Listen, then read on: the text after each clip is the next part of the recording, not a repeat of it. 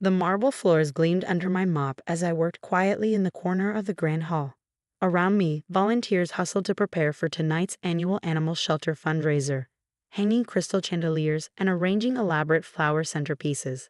I kept my head down, methodically cleaning each tile, listening to Amanda Wilson, the shelter's director, bark orders at everyone within earshot.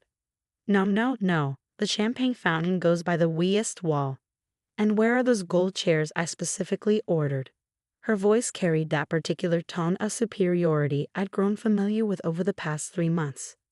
We have $1 million donors coming tonight. Everything must be perfect. I moved my mop carefully around a stack of chairs, making sure not to splash any water. My simple gray uniform blended perfectly with the background, making me nearly invisible to the frantic volunteers and event planners rushing past. "You there, cleaning lady." Amanda's sharp voice cut through the chaos. I looked up to see her striding toward me, designer heels clicking against the freshly mopped floor. "Once you're done here, the bathrooms need attention. And please use the service entrance from now on. We can't have the help coming through the main doors during the event." I nodded politely, suppressing a smile. "Of course, Ms. Wilson." She paused, scrutinizing my face. "Have we met before? You look familiar." "I've been cleaning here for 3 months," I replied simply. Right. She waved dismissively. "Just make sure everything's spotless. The mayor's coming tonight, and we need to secure that city funding." If only she knew. As I worked, my mind wandered to 6 months ago, when I first visited this shelter. I just inherited my grandmother's estate, a fact I'd kept quiet from the public. The shelter had been struggling then, desperately needing renovations and better medical equipment for the animals. I'd spent weeks observing, coming in as a potential volunteer, watching how they treated both the animals and their staff. Amanda had been just as condescending then, though she'd at least bothered to learn my name during the volunteer orientation. That was before I'd started coming in my cleaning uniform, before I decided to really understand how the shelter operated from the ground up. "Hey, careful with that." Amanda's voice rang out again. This time she was scolding a young volunteer who'd nearly dropped a box of wine glasses. "Those cost more than you make in a month." The girl's eyes welled up with tears, her hands shaking as she set the box down. I waited until Amanda stormed off before approaching. "Don't let her get to you," I said softly, helping steady the box. "Some people forget their humanity when they think they have power."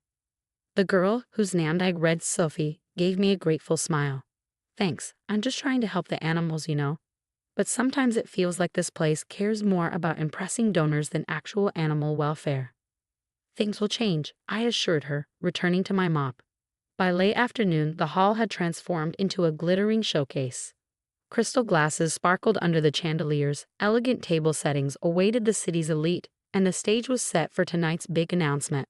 "You need to leave now," Amanda instructed me as I finished the last section of floor. "The guests will start arriving soon, and we can't have cleaning staff around. Use the back door." I gathered my cleaning supplies, heading toward the service entrance as instructed. In my locker, hidden beneath my gray uniform, hung a sleek black evening gown and a small clutch containing my invitation. In 3 hours, the building would light up with my name, announcing the largest private donation in the shelter's history. But more importantly, it would announce a change in leadership and a complete restructuring of how the shelter operated. I smiled, thinking of Amanda's face when she realized the cleaning lady she'd been ordering around was actually Catherine Parker, her new boss and the shelter's primary benefactor. Sometimes the best way to understand how to fix a broken system is to view it from the bottom up. As I left through the back door, I heard Amanda's voice one last time. "Remember everyone, tonight we smile at all costs. These rich donors hold our future in their hands." 3 hours later, I stood in front of my full-length mirror, hardly recognizing myself. The black evening gown hugged my curves perfectly, a far cry from the shapeless gray uniform I'd worn all day. My grandmother's pearl necklace graced my neck, and my usually tied back hair now fell in elegant waves around my shoulders. My phone buzzed with a text from Marcus, my grandmother's longtime lawyer and trusted friend. "Everything's ready. Board members will arrive at 7 p.m. sharp. Ready to give Amanda the surprise of her life?" I smiled, typing back, "See you there." The transformation from cleaning lady to benefactor wasn't just about the clothes. It was about exposing a system that valued appearance over substance, donations over actual care. During my 3 months of undercover work, I documented everything: the misallocation of funds, the poor treatment of staff and volunteers, the corners cut in animal care while money was poured into lavish fundraisers. When I arrived at the shelter, the parking lot was filled with luxury cars. I handed my keys to the valet, the same young man who'd seen me leaving through the service entrance hours earlier. His eyes widened in recognition, but I put a finger to my lips with a wink. Inside, the grand hall buzzed with Seattle's elite. Crystal glasses clinked, jewelry sparkled, and fake laughter echoed off the marble floors I'd mopped that morning. Amanda stood near the entrance, greeting guests in a red designer dress, her smile practiced and perfect. Her eyes slid right past me as I entered. After all, she'd never really looked at me before. Why start now? I watched her fawn over various donors, dropping hints about naming opportunities and tax benefits. Catherine, Marcus appeared at my side, champagne flutes in hand. The board members are all here. They're quite interested in meeting the mysterious benefactor who's been communicating only through me these past months. I accepted the champagne, observing the room. Sophie, the young volunteer from earlier, was serving hors d'oeuvres. She nearly dropped her tray when she saw me, but I gave her a reassuring smile. Ladies and gentlemen, Amanda's voice rang out across the hall. If you'll all take your seats, we have an exciting announcement about the future of our beloved shelter. The guests moved toward their tables. I noticed Amanda had seated herself at the prime table with the mayor and other VIPs. My assigned table was near the back. Clearly, she hadn't made the connection between Catherine Parker, the major donor mentioned in the program, and Catherine Parker, the cleaning lady. For 15 years, Amanda began her speech, I've had the privilege of leading this shelter.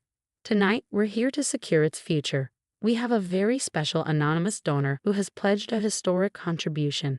I caught Marcus's eye. He nodded slightly and slipped out of the room. This generous donation, Amanda continued, will ensure that our shelter remains the most prestigious in Seattle. Prestigious, not most effective, not most compassionate. Prestigious. I thought of all the corners cut on medical care while money went to granite countertops and designer furniture for the administrative offices. Suddenly, the lights dimmed. Amanda faltered in her speech. What's happening? She hissed to a nearby staff member. The exterior lights of the building flickered to life, visible through the floor-to-ceiling windows. The assembled crowd gasped as words appeared, projected in elegant script across the shelter's facade. The Catherine Parker Animal Welfare Center. Below it in smaller text, where compassion meets care. Amanda's face went pale. Her eyes darted around the room, finally landing on me as I stood up. Thank you, Amanda, I said, my voice carrying across the now silent room. But I believe this is my announcement to make. You, she stammered.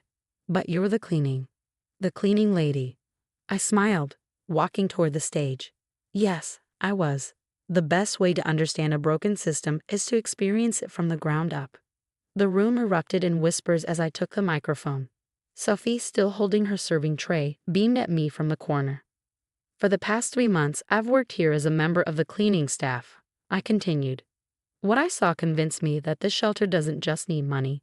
It needs a complete transformation. As of tonight, with the board's approval, I'm not just making a donation, I'm taking over as executive director.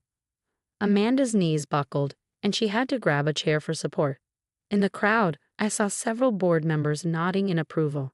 They'd seen the documentation Marcus had provided, the evidence of mismanagement and misplaced priorities. The Catherine Parker Animal Welfare Center will be a place where every creature, human or animal, is treated with dignity and respect, I announced, where we value care over appearance, compassion over prestige, and where no one, not even the cleaning staff, is invisible. The room burst into applause.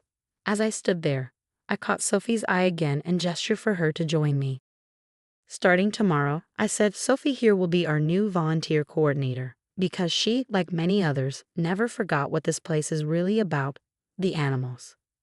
Amanda remained frozen in her chair, her perfectly practiced smile nowhere to be seen. Sometimes the best lessons come when you least expect them, and from people you never bothered to really see. The following morning, I arrived early at the shelter, wearing a simple but professional blue dress. The Catherine Parker Animal Welfare Center sign glowed softly in the dawn light, promising a new beginning. As I approached the main entrance, no more service doors for anyone. I heard familiar voices inside. Amanda was at her desk, hastily packing her personal items into a cardboard box. Her mascara was smeared, her perfectly styled hair from last night now disheveled. "You can't do this," she hissed when she saw me. "I built this place. 15 years of my life." "You built a facade," I replied calmly, setting my bag down. "Would you like to see the numbers? The records showing how much was spent on galas versus actual animal care? Or perhaps the staff turnover rates?" She slumped into her chair. "You don't understand. Those galas brought in the money we needed." "No, you didn't understand," I corrected her. "Real change doesn't come from champagne fountains and crystal chandeliers. It comes from genuine care and dedication." As if on cue, Sophie walked in, carrying a stack of new volunteer applications. "Miss Parker, we've already received 30 new volunteer applications since last night. People are excited about the changes."